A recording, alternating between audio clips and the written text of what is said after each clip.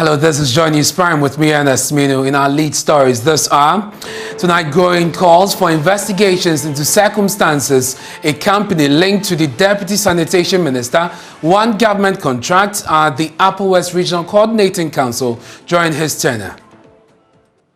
Declare your association or your knowledge when you know who is a director of the company. But like I said at the time, I didn't know the directors of the company. I know all the people you have mentioned, but I wouldn't want to speak to the directorship of the company. We'll hear from the Deputy Minister as the Ghana Integrity Initiative calls on President Akufo-Addo to either fire or ask him to proceed on leave to allow investigations into the issue continue. 2 years or thereabouts on a similar instance, even though this was at a higher level, I believe such cases abound. Also, Ghana is at the crossroads of a major economic decision as revenue collection post the implementation of the controversial e-levy performs below expectation.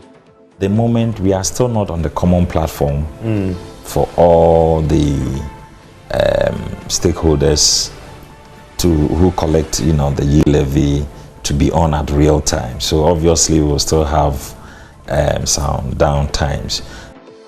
We'll hear the thoughts of an economist. Also in this package, Jamestown in Accra identified among 4 other communities along the coast as a center of illicit drug trade in Ghana. But the residents debunked this report. Yeah, they don't sell cocaine for a year. They don't sell weed for a year. We are fishermen, we are here. Also less, many people within the can't house for a year. And later here on Joy News Prime, sanctions will now apply if you stay in power for more than 2 terms. That's the official position of ECOWAS as it moves to pass a new law that will completely bar any democratically elected government to rule for more than 2 terms. It clearly states that sanctions will lie if any country tries to tamper with the constitution or alter it in any way to usher up a 3rd term, because we see 3rd terms as undemocratic and unconstitutional. And coming up in Prime Business, government to pay more for its loans in the coming months as the interest payment on the domestic market inches up by 25%. And in Prime Sports, Bundesliga side SC Freiburg have signed Ghanaian midfielder Daniel Kofi Tre on a long-term deal for a reported €4.5 million fee. we are live on DSTV channel 421, GoTV 144. We are free to air. This is the home of independent, fearless, and credible journalism. Stay tuned for details.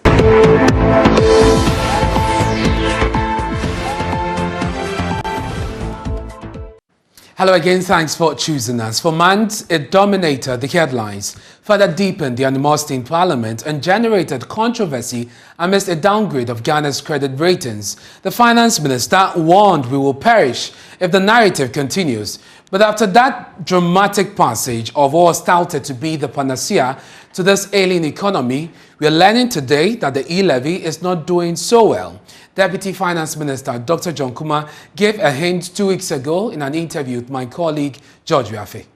The expected revenues are not being met as of now, but at least we thank God that we have been able to introduce a tax handle that is also going to contribute to the revenue mobilization of our country in the long term.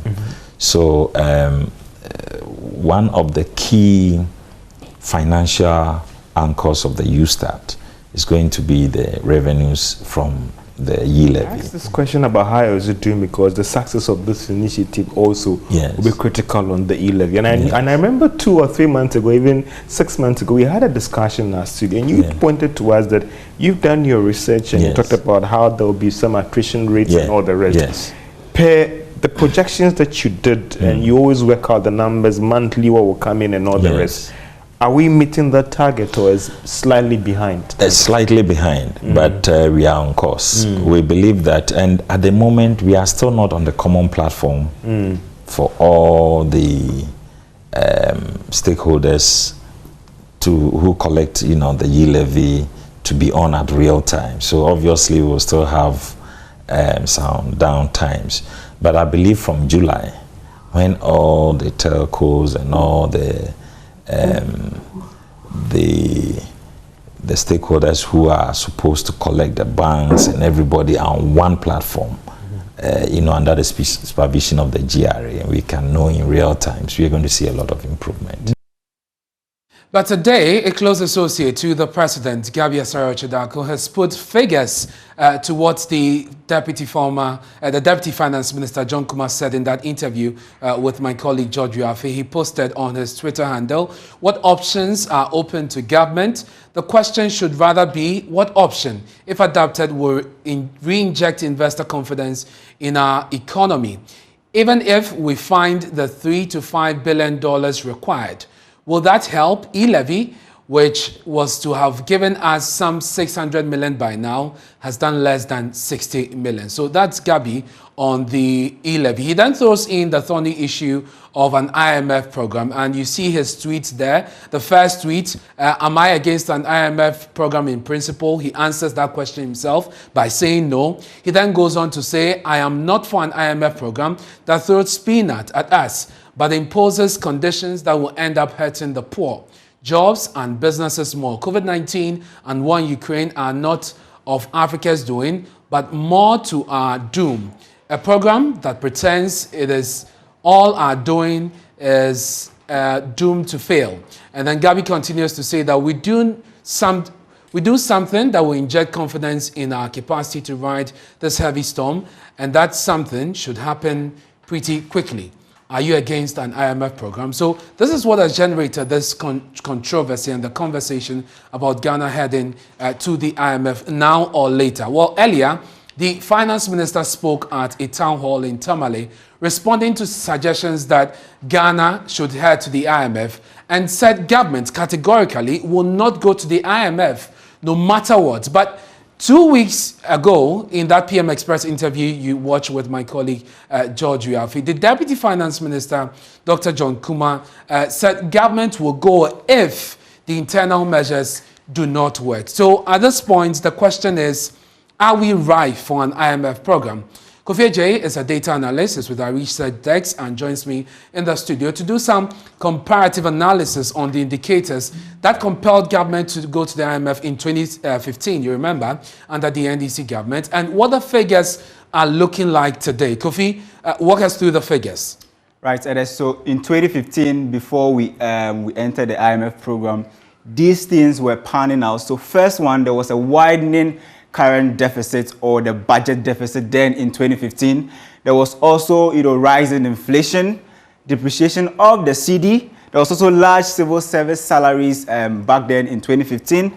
And we also had falling commodity, prices. So our gold, our cocoa, and then our crude oil that we're selling on the international market all had their prices, falling back then in 2015. And also we had, the famous doomsaw in 2015, the power crisis that we had that hit our energy sector in 2015. All those were some of the background stories we can add to it when we look at the indicators which were prevailing the time that we went to the IMF in 2015. Now, I want us to do some comparative analysis. So we are comparing 2015 when we signed up for the IMF program, and 2022. What is the situation? Is there any difference between these two periods that we are talking about? So let's first look at exchange rate back then. So as of May 2015, when we had gone to the IMF barely a month, the cedi had lost 19.9% against the dollar. What do we know now?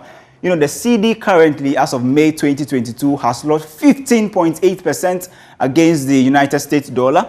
We can also talk about inflation in May. In May 2015, inflation was at 16.9%. This year, 27.6%. Almost the 16.9 figure we saw back then in 2015 when we went to the IMF has doubled, and currently we are seeing an inflation of 27.6% in 2020.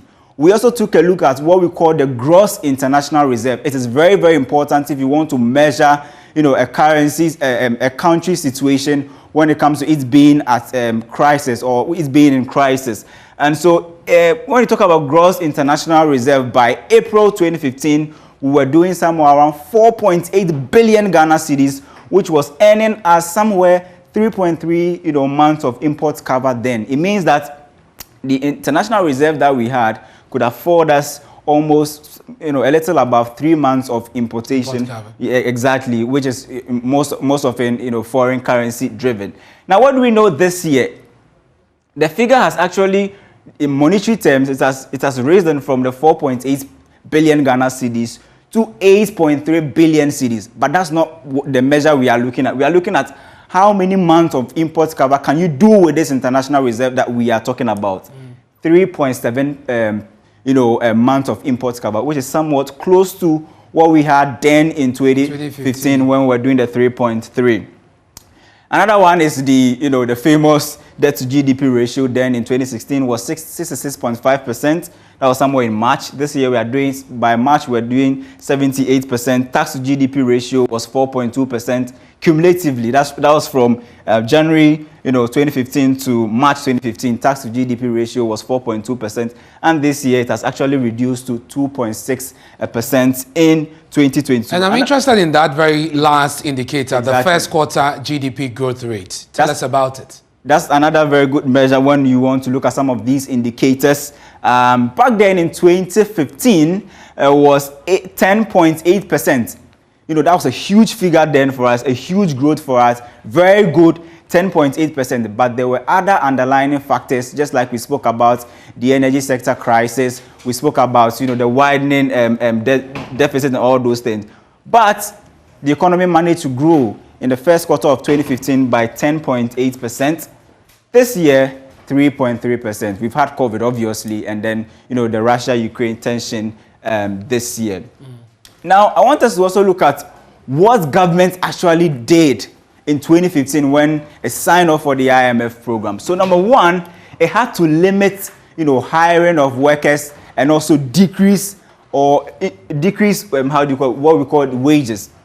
And then it also had to eliminate subsidies for utilities and petroleum products. So, imagine, Ernest, if we sign off an IMF program and then the price of petrol keeps increasing, governments cannot come in to subsidize. The government cannot come in to say that I am taking away 5 taxes. That would be very difficult for the government to do. This was the condition as at 2015. Exactly, 2015. We are not sure if we'll get similar conditions should we head to the probably today. It's obvious, because of how things are playing on the world markets. We actually will need it because we need the revenue. Then you can't touch any cedi in the economy when we look at you sign off an IMF program. They also introduced tax handles in 2015 when we signed up for the IMF program. So we had the famous luxury tax on cars. Then also those who were earning very high amounts were also being taxed. Yeah. In 2015. We also look at the famous sinking fund also introduced in 2015, which was to help us pay off our long-term bonds using excess proceeds from the oil revenues, or what we call the stabilization fund. Then the last table that I want us to look at, Ernest, here is our current situation as a country. We have projected to get a tax revenue of 80.2 billion Ghana cedis. So the last time I checked from the Finance Ministry's own fiscal data, the first quarter of 2022, we've been able to do only 12.9 billion cedis currently. And these are the line items, what we are getting from. Obviously, we are not getting anything from e-levy in the first quarter because it wasn't applicable here. E-levy has been revised to 4.5%. So this is the picture for Ghana. Not looking so good. It's one of the key indicators. These are our projections. And these are what we've gotten so far in the first quarter of 2022. Provisional though, but it actually gives you a picture. Kofi, thank you very much, as always, for bringing us those figures and helping put the conversation in perspective. Let's go to Zoom now and speak to an economist, Dr. Patrick Esumin. He is with the University of Ghana Business School. Thank you very much, sir, for your time here on Joy News Prime. So the question is, we are not doing well as far as revenue mobilization is concerned. We're banking our hopes so much on e-levy. Unfortunately, it's not raking in enough for us so far. Should we be looking at an alternative? And the question is the IMF the solution? Well, good evening, and good evening to viewers. So for me, it's not a surprise that we are not raising as much from the e-levy as the government projected. I think at the time the levy was announced, many economists, like myself, said that the government is underestimating how sensitive customers will be to the tax. Even though we haven't seen official numbers yet, but I mean, we've seen the research from Imani, and it appears that people in the know in government are already revealing that the levy was not going to give us as much as we projected. So it's clear that the e-levy is not the solution. It was said, but the government was adamant. Some might say that it's still a little too early in the day to say, but what we know for sure is that the government is certainly not going to raise as much revenue as it thought it would raise from the e-levy. Then the question is alternative. We have to understand that the e-levy is not the only tax measure or revenue measure that the government announced in the budget. It initially said it was going to scrap the benchmark values. Yeah. And then it spoke about the, reintroducing the exemption bill. And then there's also a discussion about property taxes. So there are other avenues to make additional revenue. But it appears that the government is dilly-dallying so much. At least let's start with the benchmark values. Today is going, tomorrow is not going. So I think that there's a problem with that. Yeah. And in March, when the finance minister spoke about the additional measures, he said that they are going to start action on the property taxes by the end of May or so. We are waiting to see what exactly has happened. And then also what has happened with the exemptions. It's interesting that you speak about the IMF because the discussion about exemptions started way back when we were in the IMF program. And it has been in our discussion, our budgets persistently. Only God knows why action has not been taken. The government, the president has spoken about it. How much? Doc, you're referring to tax exemptions? Yes, tax exemptions. Okay.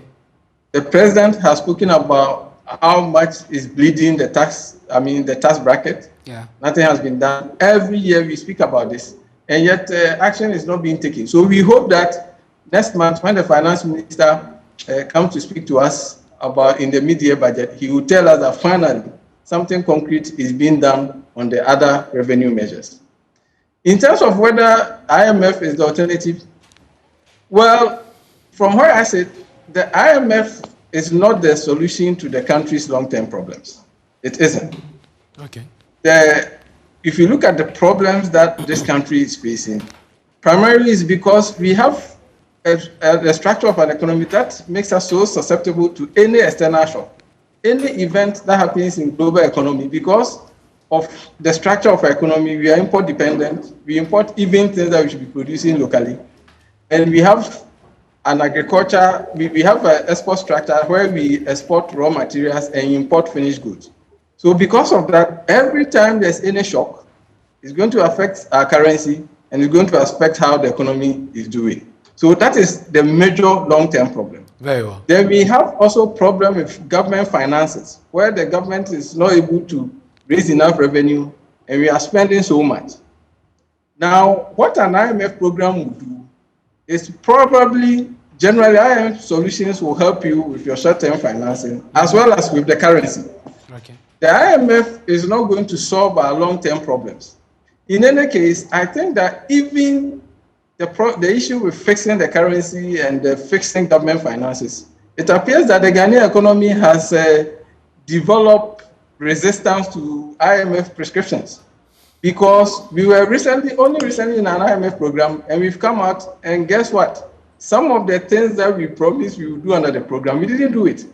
So for me, going back to the IMF is not the long-term solution, but it also looks inevitable that that's where we are headed, because the government has refused to do the things that we need to do in order not to go back to the IMF. Well, Doc, thank you so much. And government has been speaking to it again. We hope that this will bring some clarity and maybe a finality to this issue, because the Minister for Information, Kojo Manu, has revealed that the Finance Minister has not created the impression that Ghana needs to go to the IMF for help.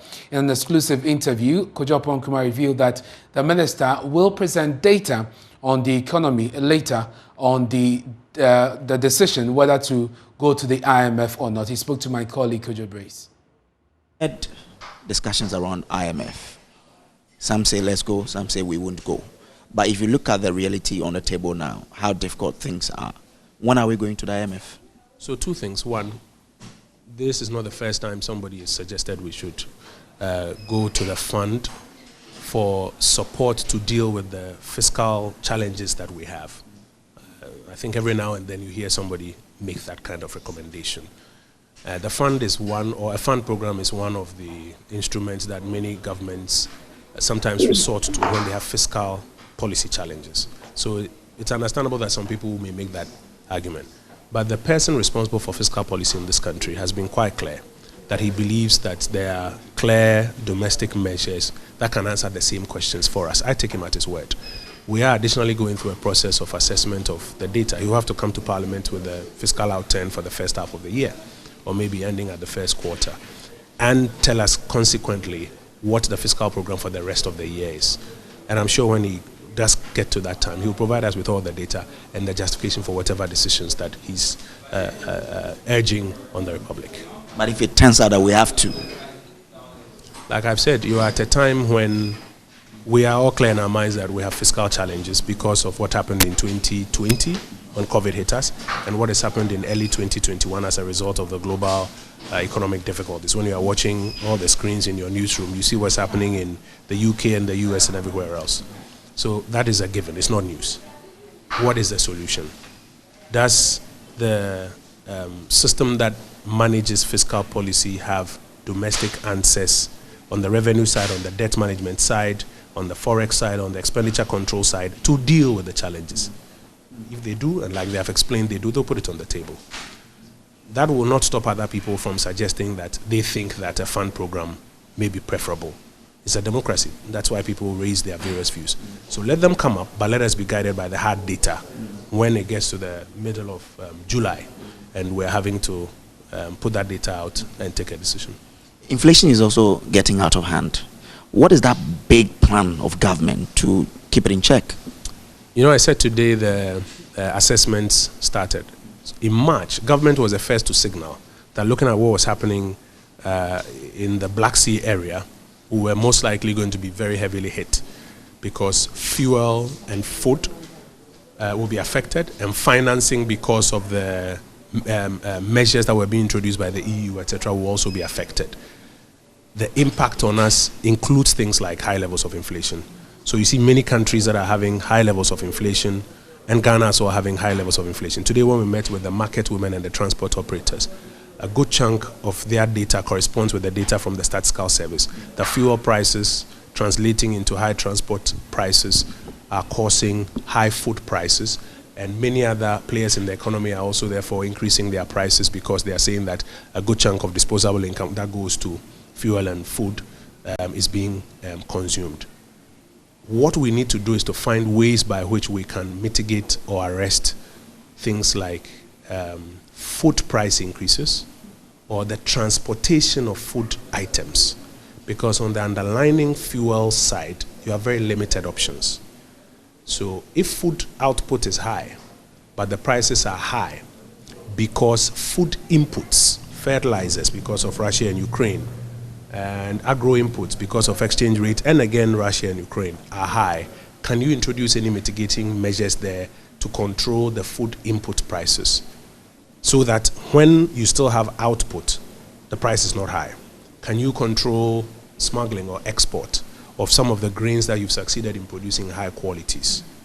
On the transportation side, can you do anything about transportation? Today, the data we're looking at shows that some of the items may be very affordable at the farm gate, but as it makes its way through the value chain to the markets down south, the prices go up.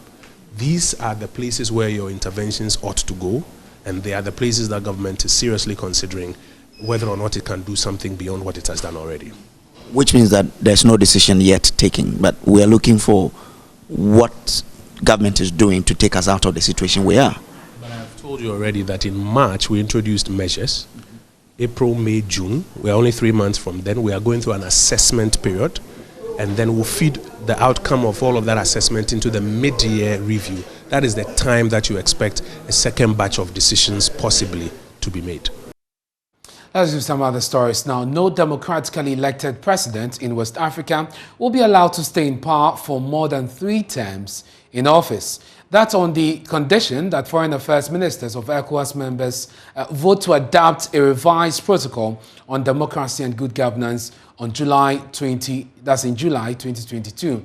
Experts have argued that one of the reasons for the growing military takeovers and violent extremism in the sub-region is bad governance and dictatorial tendencies. However, in a bid to correct what she describes as the mistakes of the past, Finda Kuroma, Vice President of the ECOWAS Commission, disclosed that under this new framework, no government will be allowed to stay beyond 3 terms. She also added that the long-term vision of ECOWAS Agenda 2050 will also go a long way to address more challenges confronting the political organization. There's more in the following report. The Economic Community of West African States, ECOWAS, is an intergovernmental organization which is set out to, amongst many other things, create a borderless region where the population has access to its abundant resources and is able to exploit same through the creation of opportunities under a sustainable environment. However, in recent years, the realization of this vision is being challenged with a surge in violent extremism and unconstitutional change of government. In a bid to correct what she describes as the mistakes of the past, Vice President of the ECOWAS Commission, Finda Kuroma, disclosed that a number of measures are contained in the long-term measures of ECOWAS Agenda 2050, which will promote the rule of law and democracy in the sub-region. She added that ECOWAS members will decide in a crucial vote on the 1st of July on the proposal to put a term limit on the tenure of governments in West Africa. But hope is there because ECOWAS has now done what you've asked us to do, which is the revision of the ECOWAS protocol on democracy and good governance. I know that the 5 member states on the panel have reviewed it. It is going to be put to the Council of Ministers now for adoption, and that protocol puts an end to 3rd terms. It clearly states that sanctions will lie if any country tries to tamper with the constitution or alter it in any way to usher up a 3rd term, because we see 3rd terms as undemocratic and unconstitutional. So I want to go on record to say that Mr. Minister will be voting on it pretty soon, on the 30th of June and on the 1st of July. So the media, I hope you go easy on us. We're trying to catch up with the mistakes that were made, but beyond just that there are other challenges. It will also look at strengthening governance in our ECOWAS region. On the issue of growing instability and military coup d'etats in the sub-region, Finda Kuroma added that states must take the early warning mechanism of ECOWAS seriously, as she explained that the ECOWAS warned of the recent military takeovers in the sub-region. We did give alerts on the situation, the democratic situation in the 3 countries. Alerts were given, but as I said, we are just the instrument that warns the President of the ECOWAS Commission and our heads of states that there could be some very serious governance issues if we move towards a 3rd term in Guinea and in other countries. We also warned against seeming challenges, in Burkina Faso that could lead to a fall of the government. But as I said, that is not for us to take action. Our role was merely to warn them, and the rest is history. We're now firefighting, and I hope that early warning will be taken seriously next time. The West African Bar Association is asking ECOWAS to expedite action on the statute that will completely outlaw any attempt by an incumbent government to manipulate their country's constitution to perpetuate themselves in power. And I can tell you that one of the things that I proposed to them was that they should shift away from the mindset that it is only when it is military coup that is unconstitutional change of government. I can assure you that when you manipulate the constitution as a leader, so you can sit tight. Your government is also illegitimate. Because a constitution should come from the will of the people. How much wide consultation did you undertake before you arrived at the constitutional amendment that would allow you to extend your... It's all just for selfish interest. So now, coming here now and also learning that ECOWAS has taken a very bold step to do that, because one of my propositions, I said ECOWAS must rise up and condemn that in its entirety. Number one. Number two, I also suggested that beyond even condemnation, they should put it down in one of their legal instruments. If it takes making new laws, if it takes also amending the existing treaties and protocols to accommodate that, then it is one very strong way to go in resolving this crisis. Blessed Sugan's report for Joy News, Freetown, Sierra Leone. Well, you had that strong advocacy from the West African Bar Association asking ECOWAS to expedite action on the proposed law, as it argues that the rising cases of military takeovers in the West African sub-region is enough grounds to suggest the sanctions must apply to dictatorial regimes. Let's do some more on this. Obaigili Oraka is Programs Director for the West African Bar Association, and she joins us via Zoom. Madam, thank you so much. The first thing that jumps at me, first of all, are you sure that all member states will agree to this law when the vote to decide on the adoption of this statute comes up? Thank you very much. I cannot answer you in certainty because I am not a head of state. But I can assure you that they are watching. They are watching the trend, the dangerous trend of unconstitutional change of government via coup d'etat that is already happening in West Africa. And I can assure you that everybody is concerned. They are also concerned. I mean, we know the implication of military takeovers.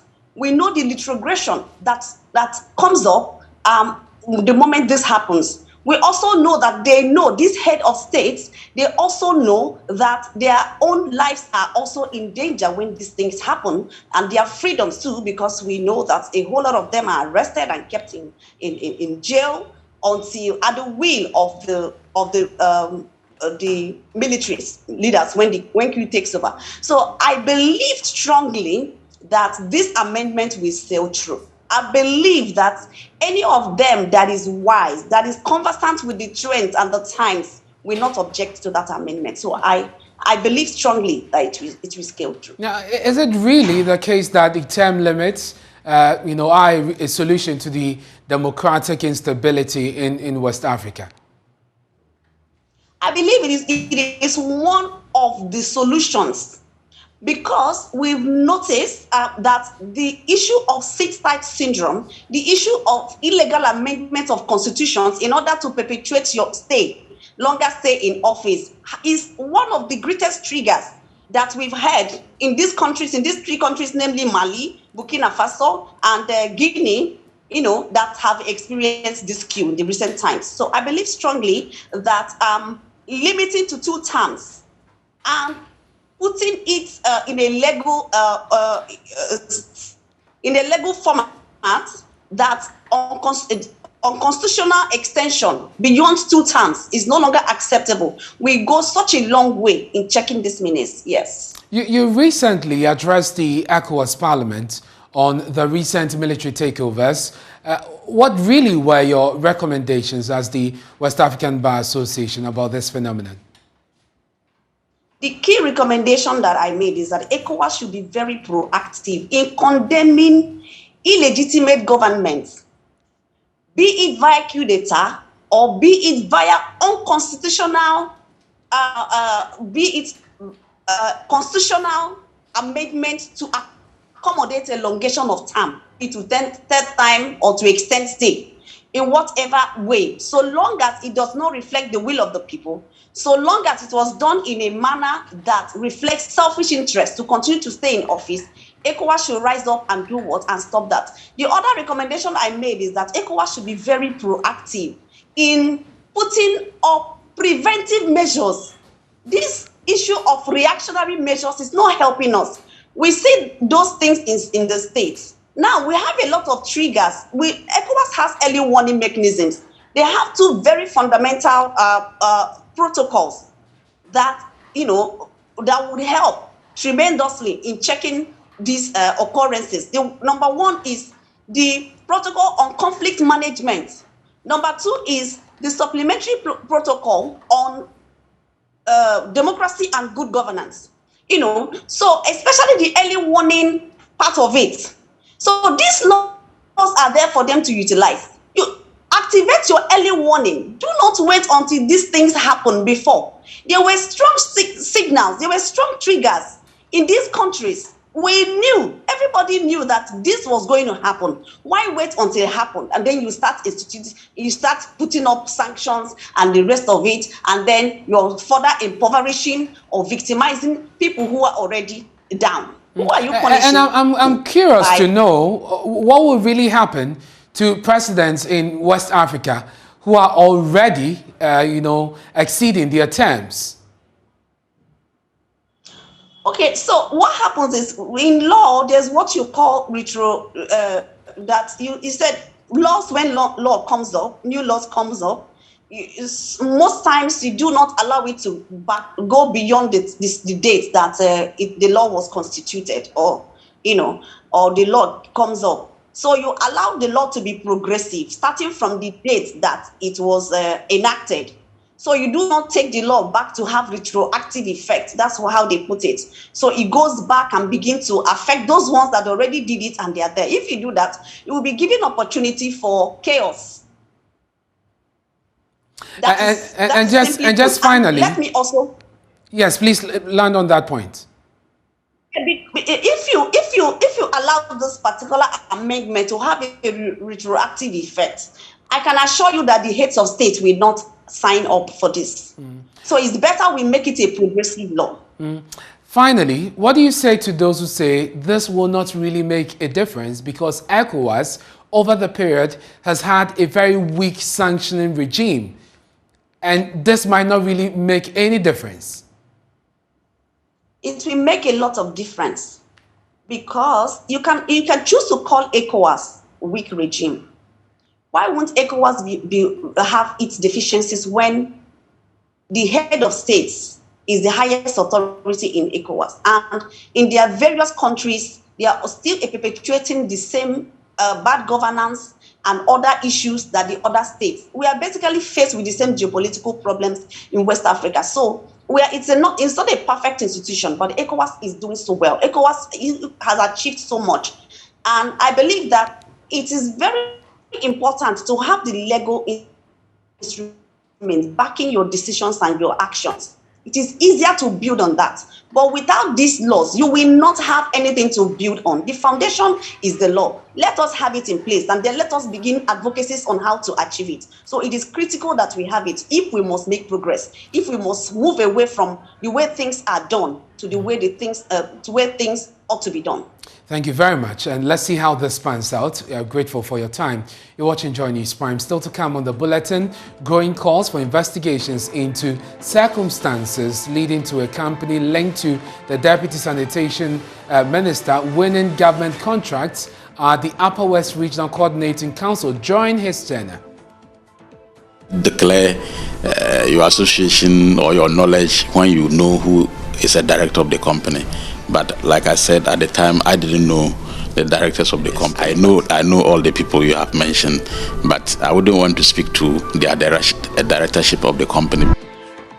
We have details of this and more after the break. Don't go away.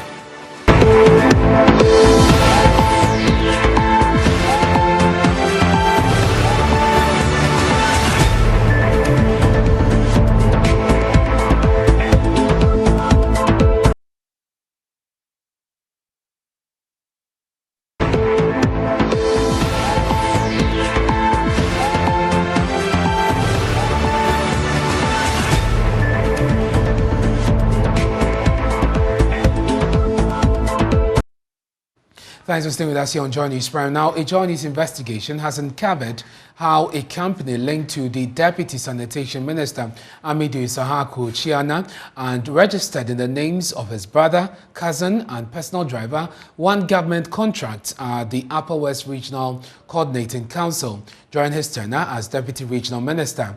The Batuwisi Company Limited was set up in 2017, barely a month after his appointment, and in the same year won a 2.6 million cedi planting for food and jobs contract.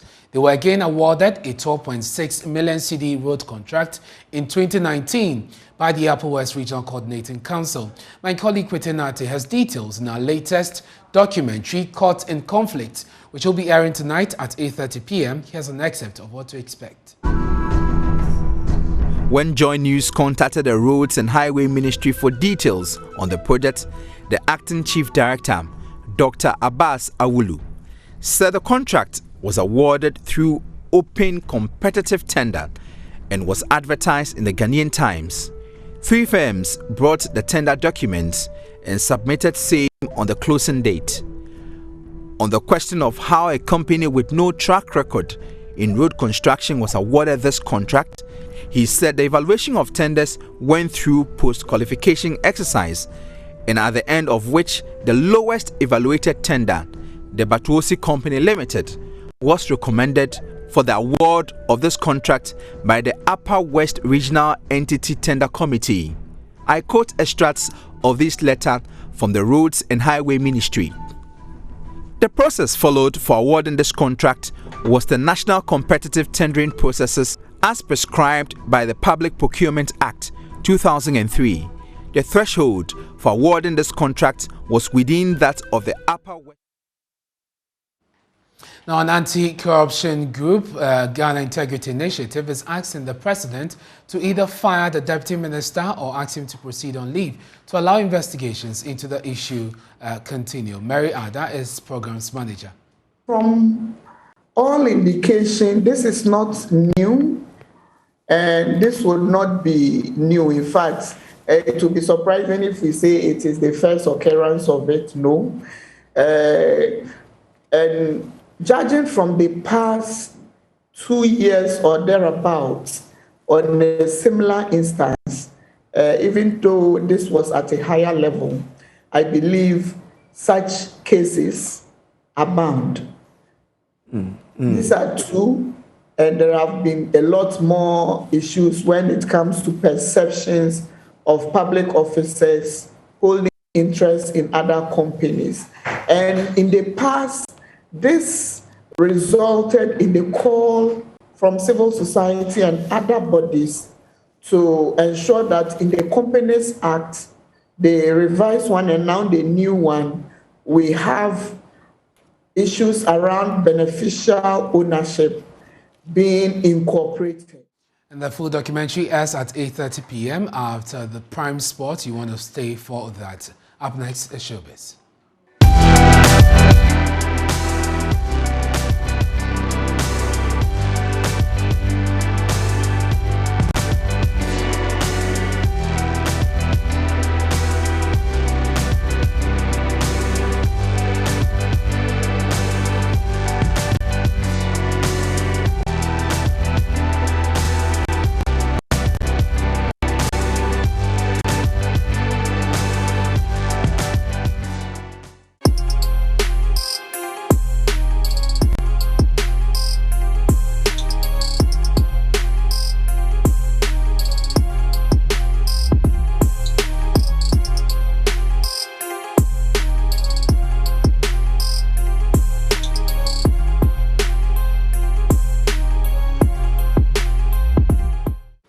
And it's now time for the latest in showbiz. Becky is here. She has everything you missed on the weekend and more. Hello, Becky. I had loads of fun at the weekend. I see. Yeah, from Miss V's album concert, and I've seen a lot of things happening on social media. I haven't been to Hajia for Real's birthday. Oh yeah, party. she celebrated her 30th birthday as well. Yes, And Miss B is also 30. Miss V is also 30. It looks like everybody's turning 30 this year. And also there was BT Awards. So I decided that, okay, for viewers' sake, we put everything together, wrapped in a little box with, you know, something sweet for you. Well, Congratulations to her. Yeah, and and Romanus' wedding was star-studded. Yeah. But also very interesting because of the people who showed up.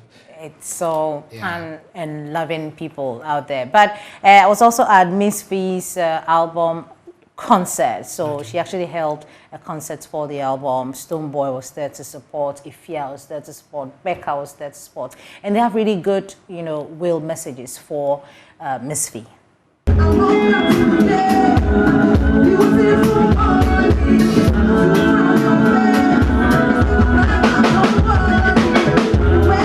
We're so grateful that she kept going and she's fought a good fight, and we're so proud of her, and we believe that she can only go higher. We want 10 more years from her.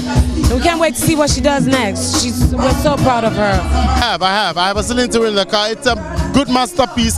It's not easy for the women in the industry. Neither is it easy for the men, but I think the women face a lot more challenges, even in the media space, not only as artists, generally. So she has been through it. She has been through it. And I know that all the periods, I have been there. I have been there as a brother.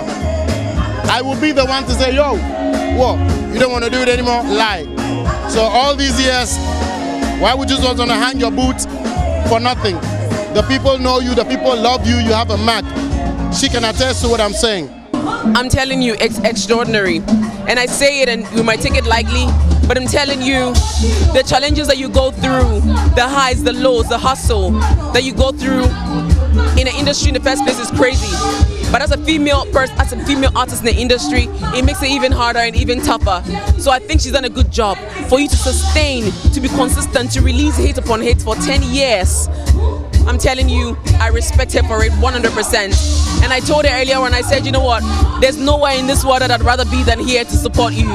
Because I know what it is like to be in your shoes, to be in a position where sometimes you leave a record label and you don't even know if you're going to survive. So for you to do it and be confident, and she produced this herself. She's the producer for this show. If you don't know, yes, she is. I spoke to her about it, and I am absolutely proud of Miss V. I think that she's the representation of resilience, determination, focus, and I think that 10 years is actually a new decade, and that's when you have the chance to rebirth and do new things as an artist, because then you have experience, you have confidence, you have industry network, and so I think that Miss V is about to really take off, and I'm super proud of her as an industry colleague, and also knowing the challenges that women face in this space where it's a male-dominated field. Not Miss V, not just the anniversary time. Or you'll be a brand once. She loves. She loves to be around people and listen to advice. Anything she calls me, we talk. So I think not that because I'm here, but because the type of songs she writes. I always say that write songs that will grow, and when you die, the song will still live. She's evolved.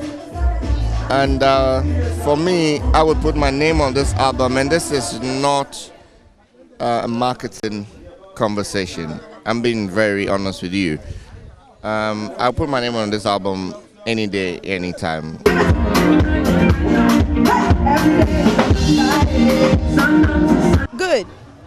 Good. I actually did this at first invitation only, and then I started seeing on social media most of my fans wanted to come through, and I thought, you know what? Why don't I just mix up the crowd a little bit and see what happens? And I'm really excited about the turnout. So you see how much love she has for you guys? Yeah. You put force there to do what she didn't want to do. No, it's what I want. You know, the end of this year, I'm supposed to do like an actual huge concert, a free concert. So I thought that was when, I would invite the whole, TMV nation, But I mean, they were eager to come to this one, so I just had to make it happen. Congrats to Miss V. Love the support from the industry, especially the females there. It was massive, and we're grateful that they keep supporting each other. I was going to say that we're grateful. Yeah, we're grateful for the support. All right. We are all grateful. Becky, thank you very much. That's actually for tonight. We have more stories on MyJoyOnline.com. Charles Aite, the award-winning Charles Aite, is standing by with the latest in business. Congrats to Charles. He won an award on the environment in Rwanda. He should have been here to explain to us.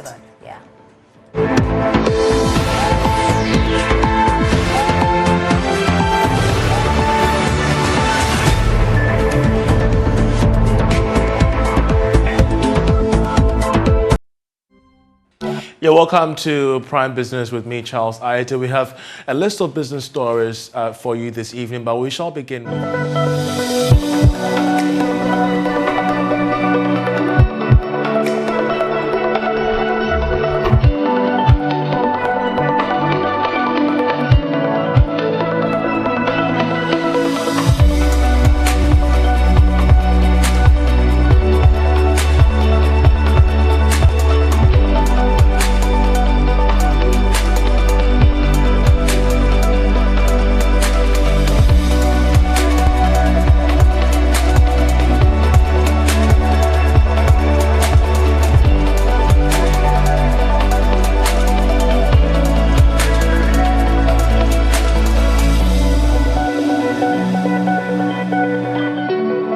Tonight's government interest payments are expected to rise in the coming months as the cost of borrowing on the domestic market surpasses 25%. Though liquidity has fairly improved in the market, the increase in interest payment will come at a huge cost to the government. Charles Nixon-Yeboah looks at the latest Treasury bills auctioning and has more in this report. Government spent about 10.6 billion cedis to pay interest on loans in the first quarter of this year, with a chunk being used to service domestic debt. However, with the current trend of rising interest rates, which we are unsure when it will end, the government may spend more in the second quarter and probably the third quarter to settle interest on loans. According to the auctioning result, the interest on the 91-day Treasury bills shot up to 25.6% from 24.5% recorded the previous week. That of the 91-day T-bills went up to 26.4% from 25.98%. The one-year bill also went for 27.4%. Meanwhile, government T-bill sale was oversubscribed by 21%. The government secured a little above 1.59 billion cedis from the investors, which will be used largely to finance part of the 2022 budget. The present situation occasioned by higher interest rates seems to have improved liquidity in the market. Meanwhile, economist Professor Lord Mensah says the increase in interest payments is a disincentive preventing the average Ghanaian from borrowing from banks. He also intimates that the programs such as the e-levy implemented to address the high cost of borrowing have failed. The government himself is borrowing around 25%. Then obviously, the private man's borrowing cost will also go up. So effectively, the agenda or the essence of getting the economy to the private man and to the individual may not be achieved. So now you realize that, it's more appetizing to lend to the government, because if you are, giving, government money through treasury bills, and at the end of the year, you are getting 1/4 of the money, which is the 25%. I mean, it gives the signal that, hey, don't give your money to anyone else, but then just put the money in treasury bill. What is going to happen is that we're going to end up having the economy. At the end of the day, that has been the trend, and that is what we've been drumming up. And I won't blame anybody as a result of this. What is happening now is that government background, the economic outlook, is quite weaker. So anybody that is lending to the government may want more returns to lend to the government, and that is what has brought us this far. And effectively, I can tell you that this is going to crunch the economy as far as the private sector is concerned. And what can be done to bring some stability to the market, to stop the rates from rising? Well, unless, government, roll out, programs that will stop the government from borrowing. One of them was the e-levy. We thought, with the inception of the e-levy, we're going to have, reduce the government's appetite for borrowing. But, that is not the case, because as we got a signal this afternoon, the e-levy is, more or less not living as expected. And so effectively, we may have to look at possibly going to the IMF. But, I can tell you that it's too early to jump in that manner, because the only way that can solve, this problem will be to get external inflows in a soft manner. And that is why earlier on, we gave the signal that government should turn up to the IMF. But they gave us assurance that e-levy should be able to solve the problem. In the same vein, close confidant of President Akufo-Addo, Gabi Asare Otridako, said the tax on electronic transfers has failed to hit the minimum target after 2 months of its introduction. According to him, the tax has been able to mobilize just 60 million cedis out of the projected 600 million cedis. Let's now show you what he tweeted earlier today. It reads that after 5 months of stalemate and bashing, the e-levy after implementation is delivering only 10% of estimated revenues. Our revenues remain very low as compared to the rest of the world. Debt levels dangerously high. cedi, like most currencies, struggling against the US dollar. Are you surprised about this? This is a question that he posed the business community as well as his fans on Twitter earlier today. Away from that, the United Nations General Assembly designated 27th of June, which is today, as Micro, Small and Medium-Sized Enterprises Day to raise awareness of the tremendous contributions of micro, small and medium-sized enterprises to the achievement of the UN Sustainable Development Goals. Here in Ghana, though, MSMEs account for 90% of businesses, 60 to 70% of employment, and 50% of GDP worldwide. As the backbone of societies everywhere, they contribute to local and national economies and to sustaining livelihoods, in particular among the working poor, women, youth, and groups in vulnerable situations. But there are unique challenges crippling the sector. 44,000 of them shut down during the heat of COVID, and close to 1 million more are yet to receive some stimulus from the government. We'll still stay with MSMEs because the Minister for Trade and Industry, Alan Tremantin, has made a passionate call on the Bank of Ghana as well as the Minister of Finance to join forces in establishing some loan schemes that will ensure the release of funds to micro and small medium enterprises. There is more in this report. The official launch of the business resource centers across the country marks the beginning of a new journey for the operation of micro, small and medium enterprises, especially in rural areas. Minister of Trade and Industry, Alan Tremantin, told the gathering that government is keen on supporting micro businesses to make them grow to support development projects. He used the occasion to call on the central bank to institute soft loan schemes for the players in the industry. The Minister of Finance here, let the Ministry of Finance and the Central Bank, the Bank of Ghana, put together a loan guarantee scheme that will release the liquidity in the banks to support the development of micro, small and medium enterprises. All the people we are celebrating, Jeff Bezos, Mark Zuckerberg, they all started as small micro enterprises. Some of them actually had to quit school to start something on their own. And that's the Minister of Trade and Industry, Alan Tremantin. They're ending business with me, Charles Aite. But I'll leave you with international business stories, after which we have Prime Sports with Oreku Ampofo. This stay with your news.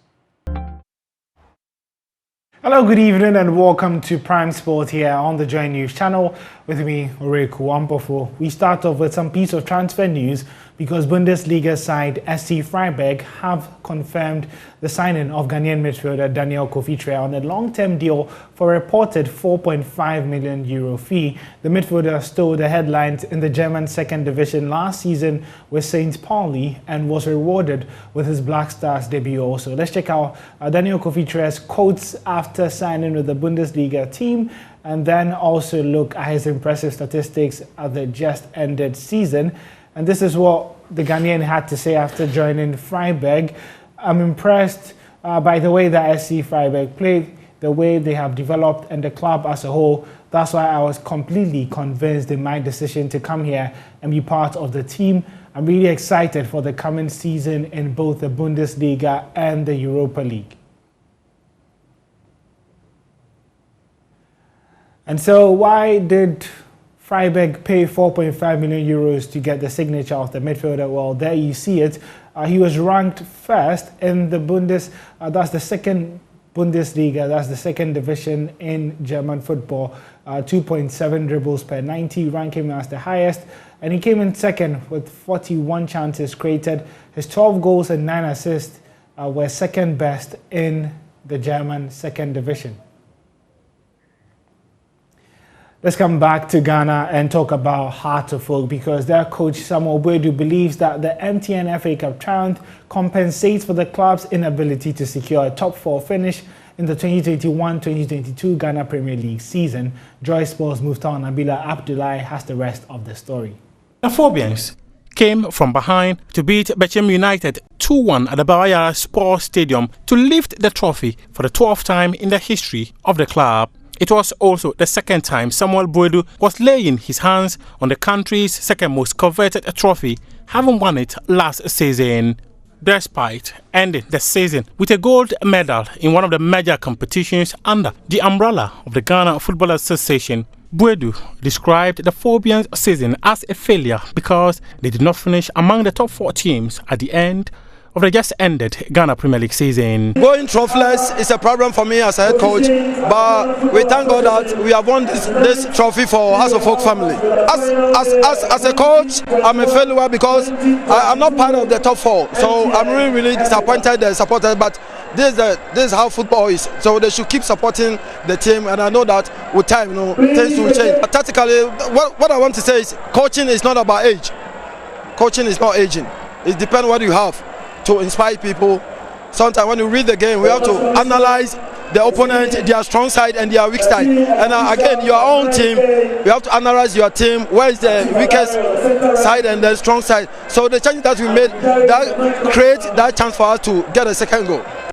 Meanwhile, Kasim Mingo, coach of Bechem United, accused referees of frustrating his boys that led to the red card of one of his star players, Augustine Okra, in the second half. When we started, we were playing all the ball. We got a goal.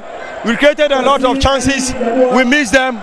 And unfortunately, for us, the stoppage time in the first half, Heart of Oak equalized. When we came back, we were still playing ahead of them, and we considered a goal. But it was a frustration from the match officials.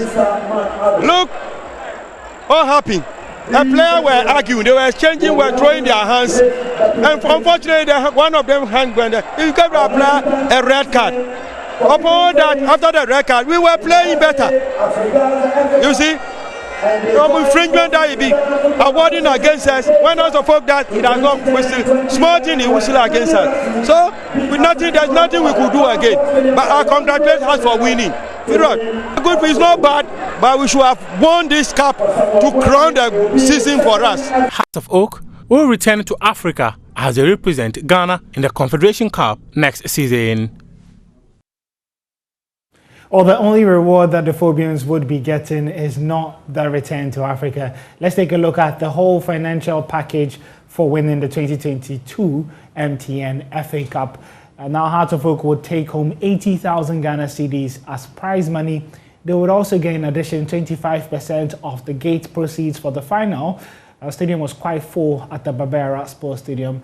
And impressively, they'll also be taking home 100,000 cedis to support their CAF Confederations Cup journey and 2,000 cedis worth of MTN credits.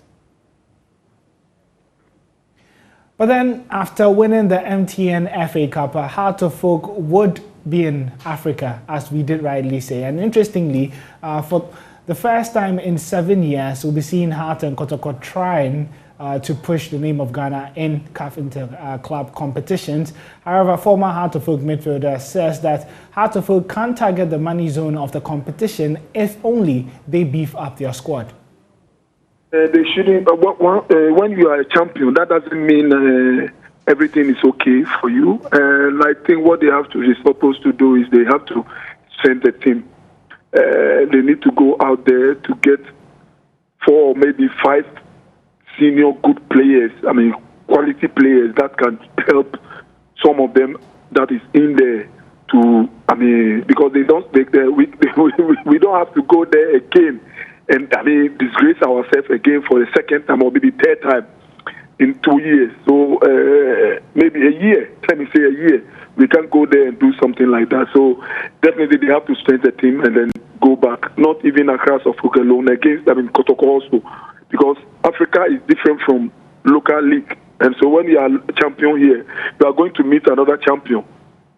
So you have to, compare the league, especially the league that you are playing, and compare yours to the other side. No? Then you understand the kind of player that you need. You think, you have to put in your team. So I think us really need to do something for the team. Sam Johnson, are you suggesting that the local clubs, or should I say, the two clubs that have won the country's most prized competitions, that's the league and the FA Cup, they do not have the quality to compete in Africa yet? Is that what you're suggesting? They don't have 100% quality to do that. They need players to join them to help them to get it, because you can see it clearly. Us won the league, double champions last season. What happened in the African Cup? But through that, some of them they'll have the experience they will gain the experience to move on for the next this thing. And then you have to add another one. Man City is still getting players. You understand me? Yeah. Madrid is still getting players. So it's normal that you have to strengthen your team always as a big class. So they need to do that. Without that, I don't think they can do something. But those people over there, it's not enough. What would you describe as a success for Hearts of Oak when they get into Africa? What would be a success for them? Oh, I think they have to qualify for the money zone. And then when they get to the money zone, then we see from there. If they don't go and they just go there and come out, I don't think that one. Because we have already seen that. We don't want to see that one again. Like that one, they're out. We don't want to see that again. So I hope that they will go into the money zone, and then we see from there, whatever happens, we will take it. Well, that's how we'll be wrapping up the Monday edition of Prime Sports. Remember, tomorrow we have an extended version for you starting at 8:30, where we'll be bringing you all the updates from Wimbledon as well as the other sports. My name is Ernest Kojo Manu. In the meantime, if you're after some more sports stories, you can check my journal online /sports or visit our social media handles at Joy Sports GH.